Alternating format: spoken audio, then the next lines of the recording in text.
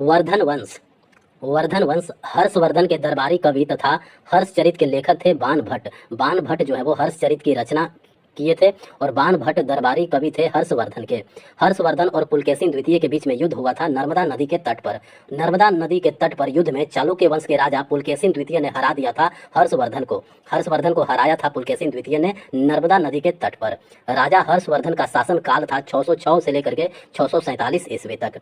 बाण भट्ट द्वारा लिखित हर्षवर्धन की जीवनी हर्षचरित की रचना की गई थी। किस भाषा में? संस्कृत भाषा में। चीनी यात्री वेनसांग ने भारत का दौरा किया था हर्षवर्धन के शासनकाल के दौरान। हर्षवर्धन का शासनकाल था 606 ईस्वी से लेकर के 647 ईस्वी तक। रत्नावली, प्रियदर्शिका और नागानंद। रत्नावली, प्रियदर्शिका और नागानंद ये 3 गो नाटक जो है वो लिखा गया है हर्षवर्धन के द्वारा। बाण भट्ट ने एक जीवनी हर्षचरित लिखी थी हर्षवर्धन की। चीनी बौद्ध तीर्थयात्री वेनसांग भारत आया था हर्षवर्धन के दौरान, हर्षवर्धन के काल में। चालुक्य साम्राज्य पर आक्रमण कर हर्षवर्धन को पराजित किया गया था पुलकेशिन द्वितीय के द्वारा। राजा शशांक एक शासक थे गौड़ साम्राज्य के। पुष्यभूति वंश के संस्थापक थे वर्धन वंश। पुष्यभूति जो है वो संस्थापक थे वर्धन वंश के। राजा हर्षवर्धन सिंहासन पर बैठे थानेश्वर एवं कन्नौज के। हर्षवर्धन जो है वो थानेश्वर एवं कन्नौज के सिंहासन पर बैठे। राजा हर्षवर्धन जो है वो पुष्यभूति राजवंश के राजा थे। चीनी यात्री जो नालंदा आकर एक छात्र और शिक्षक दोनों के रूप में रहा वह है वेनसांग। एक चीनी बौद्ध भिक्षु जो 627 से लेकर के 643 ईस्वी के बीच भारत की अपनी 17 वर्ष की लंबी यात्रा के लिए प्रसिद्ध है वो है वेनसांग। हर्षवर्धन राजा थे वर्धन वंश के। हर्षवर्धन राजा थे वर्धन वंश के। वेनसांग ने भारत का दौरा किया था हर्ष के शासन काल में। महायान संप्रदाय के सिद्धांतों को प्रचारित करने के लिए कन्नौज सभा का आयोजन किया गया था हर्ष के शासन काल में। महायान संप्रदाय के सिद्धांतों को प्रचारित करने के लिए कन्नौज सभा का आयोजित किया गया था हर्ष के शासन काल में। हर्षवर्धन की मृत्यु के बाद अरुणाश्व ने कहाँ की सत्ता हथिया ली थी? कान्यकुब्ज की। भारत में प्राचीन काल के दौरान डायरी मध्य भारत की यात्राओं के अभिलेख किस चीनी यात्री द्वारा लिखी गया था? वेनसांग द्वारा। विदेशी यात्री वेनसांग के अनुसार ध्रुवसेन द्वितीय ने हर्ष की सभा में भाग लिया था प्रयाग इलाहाबाद में। वेनसांग ने अधिकांश समय बिताया हर्षवर्धन के दरबार में। रवि कीर्ति ने किस चालुक्य शासक की प्रशस्ति की रचना की थी? पुलकेशिन द्वितीय। रवि कीर्ति ने चालुक्य वंश के शासक पुलकेशिन द्वितीय की प्रशस्ति की रचना की थी। चोल वंश की बात करें तो तंजावुर में बृहदेश्वर मंदिर का निर्माण करवाया था राजराज प्रथम ने। तंजावुर में बृहदेश्वर मंदिर का निर्माण करवाया था राजराज प्रथम ने। चोल साम्राज्य की स्थापना की गई थी विजयालय के द्वारा। चोल साम्राज्य की स्थापना किसने किया था? विजयालय ने। 11वीं शताब्दी में जिस चोल शासक की सेना बंगाल पर आक्रमण करने के लिए गंगा नदी तक पहुंची थी उसका नाम था राजेंद्र प्रथम। राजेंद्र प्रथम ने बंगाल पर आक्रमण करने के लिए गंगा नदी पर पहुंची थी। चोल शासकों ने अपने व्यापार को किसके साथ मुक्त करने के लिए मलाया पर आक्रमण किया था? चीन के साथ। चोल शासकों ने अपने व्यापार को मुक्त करने के लिए मलाया पर आक्रमण किया था चीन के साथ। चोल काल के दौरान मूवेंदा वेलन और अरैयार की उपाधियां दी जाती थी अमीर भूस्वामी को। चोल काल में अमीर भूस्वामी जो होते थे उनको मूवेंदा वेलन या अरैयार की उपाधियां दी जाती थी। चोल शिलालेखों के अनुसार विद्यालय के रख रखाव की भूमि को कहा जाता था साला भोग। चोल शिलालेखों के अनुसार विद्यालय के लिए जो रख रखाव की भूमि होती थी उसको साला भोग कहा जाता था। तंजौर के राजराजेश्वर मंदिर का निर्माण करवाया गया था राजराज चोल प्रथम के द्वारा। तंजौर के राजराजेश्वर मंदिर का निर्माण जो है वो करवाया गया था राजराज चोल प्रथम के द्वारा। चोल राजाओं ने मूवेंद वेलन अरैयार जैसी उपाधियां दी धनी भूस्वामी को। मूवेंद वेलन एवं अरैयार कहा जाता था धनी भूस्वामी को। ऐहोल शिलालेख जो है वो संबंधित है चालुक्य वंश से। ऐहोल शिलालेख जो है वो संबंधित है चालुक्य राजवंश से। दक्षिण भारत में मंदिर वास्तुकला अपने चरमोत्कर्ष पर पहुंच गई थी चोल शासन काल में।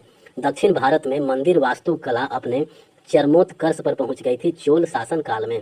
सभा और उर 2 प्रकार की ग्राम सभाओं का उल्लेख किया जाता है चोल राजवंश में। सभा और उर 2 प्रकार की ग्राम सभाओं का उल्लेख किया जाता है चोल राजवंश में। ब्रह्मदेय चोल काल के दौरान उपहार में दी जाने वाली एक प्रकार की भूमि थी ब्राह्मणों को। तमिलनाडु में ऐरातेश्वर मंदिर का निर्माण किया था किसने?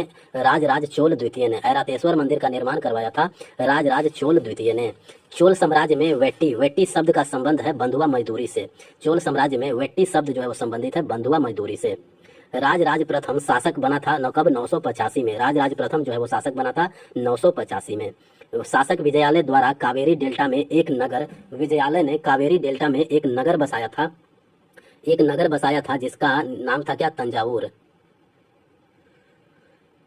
गजनी का सुल्तान महमूद, गजनी का सुल्तान महमूद समकालीन था राजेंद्र प्रथम का। गजनी का सुल्तान महमूद जो है वो समकालीन था राजेंद्र प्रथम का। राजेंद्र प्रथम ने एक शिव मंदिर बनवाया और उससे एक सूर्य पीठिका से भर दिया, जिसे जब्त कर लिया गया चालुक्यों के द्वारा। राजेंद्र प्रथम ने एक शिव मंदिर बनवाया और उसे एक सूर्य पीठिका से भर दिया गया और उसको फिर जब्त कर लिया गया चालुक्यों के द्वारा। चोल सिंहासन के राजा का एक प्रमुख सैन्य अधिकारी होता था मुवेंदावेलन। चोल सिंहासन के राजा का एक प्रमुख सैन्य अधिकारी होता था मुवेंदावेलन। विजयालय ने चोल साम्राज्य की स्थापना की और तंजावुर पर कब्जा कर लिया 850 ईस्वी में। राजराज प्रथम और राजेंद्र प्रथम ने संबंधित है चोल राजवंश से। राजराज प्रथम और राजेंद्र प्रथम संबंधित है चोल राजवंश से। देवी सुशुम्भसुदनी, देवी सुशुम्भसुदनी का मंदिर बनाया गया था विजयालय के द्वारा। भिल्ला स्वामीन को एक मंदिर शहर के रूप में विकसित किया गया चोल राजवंश के द्वारा। भिल्ला स्वामीन को एक मंदिर शहर के रूप में विकसित किया गया था चोल राजवंश के दौरान। किसके उत्तराधिकारियों द्वारा पांड्य और पल्लव को चोल साम्राज्य का हिस्सा बनाया गया था, विजयालय के उत्तराधिकारियों के द्वारा पांड्य और पल्लव को चोल साम्राज्य का हिस्सा बनाया गया था। चोल कांस्य प्रतिमाओं का निर्माण किया जाता था लुप्त मोम तकनीक से। चोल कांस्य प्रतिमाओं का निर्माण किया जाता था लुप्त मोम तकनीक से। पुहार या कावेरी पट्टनम बंदरगाह था चोल वंश का बंदरगाह था पुहार या कावेरी पट्टनम। राजेंद्र प्रथम जो है वो पुत्र था राजराज प्रथम का। बृहदेश्वर मंदिर द्रविड़ वास्तुकला का एक उदाहरण है चोल काल में। बृहदेश्वर मंदिर जो है वो द्रविड़ वास्तुकला का एक उदाहरण है चोल काल में। चोल साम्राज्य में मंदिरों को उपहार में दी गई भूमि कहलाती थी तिरुनामटुक्कनी। चोल साम्राज्य में मंदिरों को उपहार में दी गई भूमि को कहा जाता था तिरुनामटुक्कनी। तंजावुर में महान जीवित चोल मंदिर के नाम से जाना जाता था बृहदेश्वर मंदिर। तंजावुर में महान जीवित चोल मंदिर के नाम से जाना जाता था बृहदेश्वर मंदिर। तंजौर चित्रकला की उत्पत्ति हुई थी चोल वंश के समय।